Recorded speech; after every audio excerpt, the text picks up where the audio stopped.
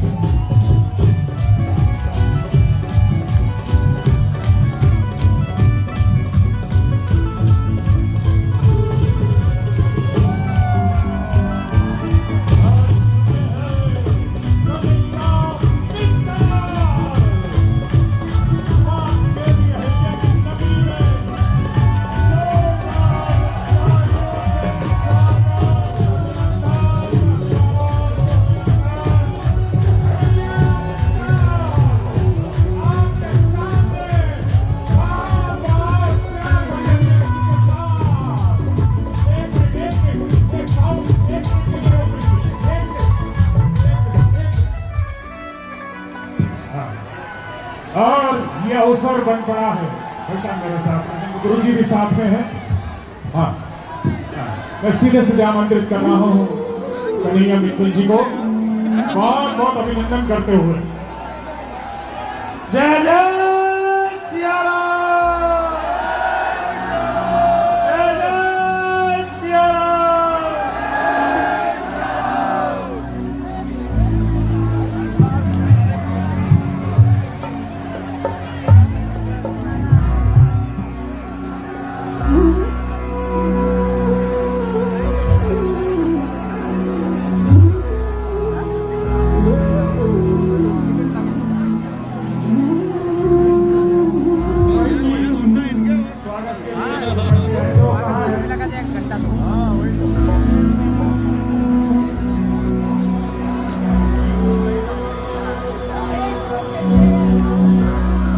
और सीधे इंदौर शहर की ओर से हम सब की ओर से दादा दयालु से निवेदन करूंगा कि वे कन्हैया मित्तल जी का स्वागत, अभिनंदन, अभिवादन करें। दादा से निवेदन, साथ में जोरदार तालियां, पूरा इंदौर गूंजना चाहिए। दादा अभिव्यक्त कर रहे हैं इंदौर की अभिव्यक्ति के रूप में।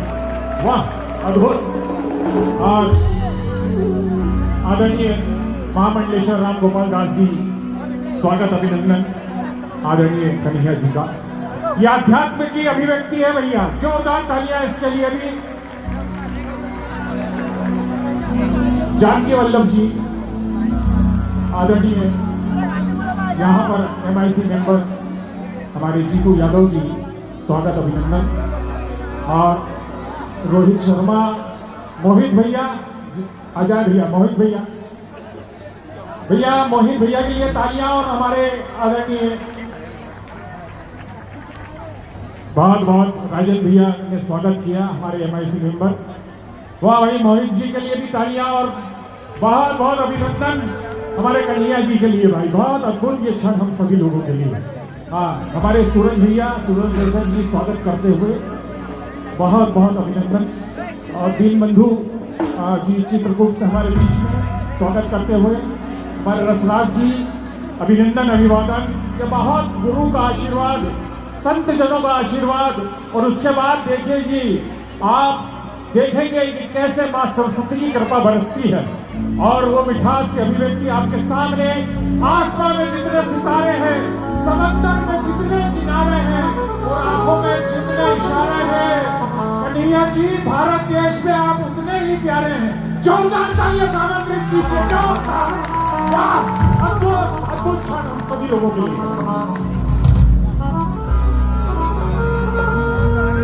अतुल बंसल जी, राज देशी जी जल्दी से आ जाए और कन्हैया जी का स्वागत।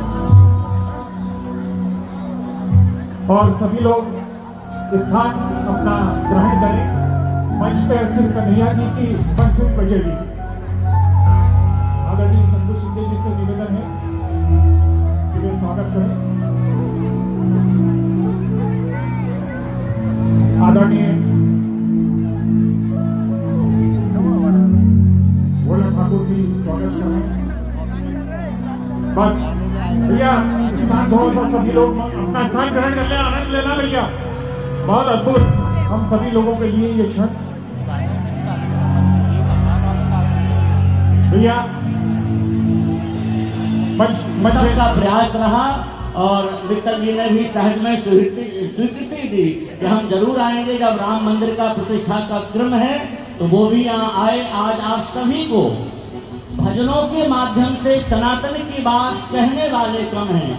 भजन संध्या खूब होती है, अपनी अपनी बात सब बोलते हैं, लेकिन कन्हैया मित्तल जी का जो एक वक्तव्य होता है, जो वो बोलते हैं, वो सनातन के लिए जो बोलते हैं, इससे लोगों के हृदय में जो भक्ति है वो प्रकट होने लग जाती है।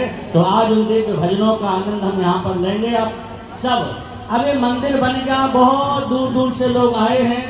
आप सभी से निवेदन है, मंदिर कोई व्यक्ति विशेष नहीं, आप सभी नगरवासियों का ही है, भगवान आप सबके हैं। इतना वैदिक विधि से यहाँ पर प्रतिष्ठा का क्रम चला है, तो आप लोग जरूर एक बार दर्शन करिए। सुबह शाम में जब समय मिले भगवान रघुनाथ जी का दर्शन करेंगे। और हर वर्ष, अब राम जी यहाँ विराजमान हो गए, तो हर साल ऐसे ही आयोजन यहाँ पर होते रहेंगे और आप लोगों को आनंद मिलेगा, भाव मिलेगा। हर साल प्रतिवर्ष आपको गुरुदेव पधारेंगे। ऐसे भजन संध्याएं और सांस्कृतिक कार्यक्रम इस मंदिर के माध्यम से वर्ष भर होंगे। और एक बात कह दें, पूज्य गुरुदेव हमारे मलुक पीठाधीश्वर जगत गुरु द्वाराचार्य, जिन्हें कौन नहीं जानता है विश्व में, जिनका संतत्व, जिनकी जीवन शैली से प्रायः भारतवर्ष का कोई ऐसा महापुरुष नहीं होगा जो प्रभावित न हो। तो गुरुदेव, अब मंदिर हो गया तो स्वाभाविक है, इस बहाने गुरुदेव का यहाँ पदार्पण रहेगा, गुरुदेव आते रहेंगे और आप सबको दर्शन होगा। गुरुदेव के साथ साथ अनेक संत महापुरुषों का दर्शन होगा। एक बात और आज हम कह दें इस पावन प्रसंग पर, ये मंदिर का दिव्य रूप आपको जो दिखाई दे रहा है, इसके मूल में हमारे संतों की तपस्या है, पूर्वाचार्यों का सद्भाव है, गुरुदेव का आशीर्वाद है ही। पर इतना विशाल मंदिर बनाने की सामर्थ्य महात्माओं में कहां से आई? तो फिर यहाँ आपके नगर के ही लोगों ने, और मूल रूप से अशोक विदासरिया जी, उनके परिवार ने पूरी तरह केवल मंदिर नहीं बनाया, खड़े होकर के पूरा काम करवाया और दिव्य भव्य मंदिर यहाँ बना करके उन्होंने महाराज को समर्पित किया कि गुरुदेव, हमारे पूर्वजों को भी प्रसन्नता होगी कि वो मंदिर में जब राम जी विराजेंगे। संत निवास का निर्माण हुआ है और आप सब जानते हैं, कुछ ना कुछ व्यवधान जब आए तो सभी आप सबका सहयोग रहा। साथ साथ में मूल रूप से कैलाश जी का और पंडित रमेश मेंदौले जी का, उनका बहुत सहयोग रहा। उसका कारण है हमारे गुरु भाई महामंडलेश्वर राम गोपाल दास जी से इन दोनों लोगों की बड़ी आत्मीयता है, बड़ा प्रेम है। जब भी फोन करें ये वहाँ आते वो वहाँ चले जाते हैं, तो प्रेम होने के नाते। दूसरी बात, किसी को परेशान करने का इरादा न कभी था न है। मूल उद्देश्य था मंदिर बन जाए और सब लोग यहाँ आने जाने लग जाएं। इंदौर नगर भक्ति का नगर है, यहाँ खूब भक्ति की धारा बहती है। जिस गली से निकल जाओ वहाँ मंदिर यहाँ दिखाई देते हैं। तो क्यों ना एक प्राचीन मंदिर वो जीर्णशीर्ण हो रहा था, उसका भी जीर्णोद्धार होकर के भव्य रूप प्रकट हो। तो अयोध्या में अभी राम मंदिर बना ही था। महाराज जी का विचार था पहले पिछले वर्ष 2022 में इसका उद्घाटन होने का भाव था, लेकिन भगवान की मर्जी ये थी कि पहले हम अयोध्या में विराजेंगे, इसके बाद खातीपुरा में विराजेंगे।